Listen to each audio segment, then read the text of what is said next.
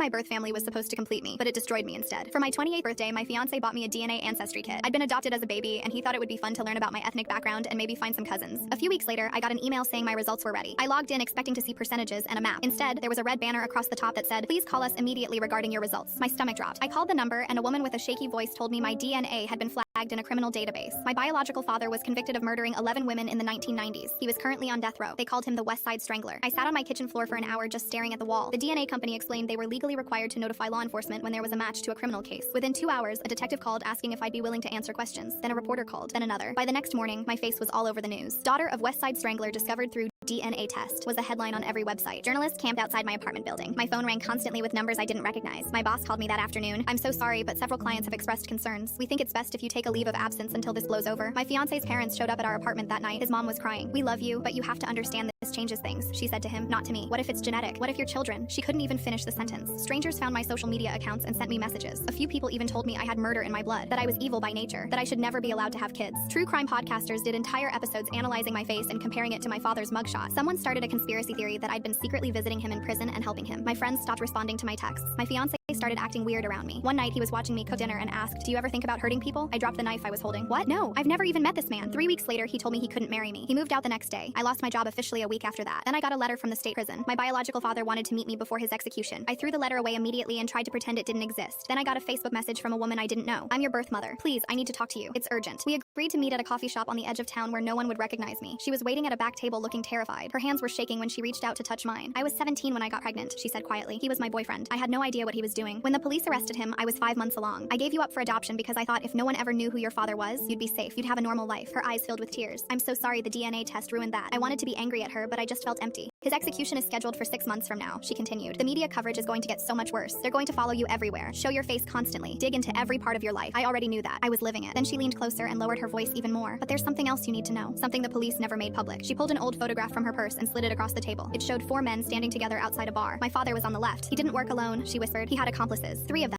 The police only ever caught him. The others were never identified." I stared at the photo. The other 3 men's faces were blurry but visible. "Why are you telling me this?" She looked around the coffee shop like she was afraid someone was listening. "Because your face has been all over the news for 2 weeks. Everyone knows who you are now. Everyone knows you're his daughter." She didn't have to finish the sentence. I understood. The 3 men in this photo were still out there somewhere, and now they knew exactly who I was. They were coming to kill me. Full story on the channel below.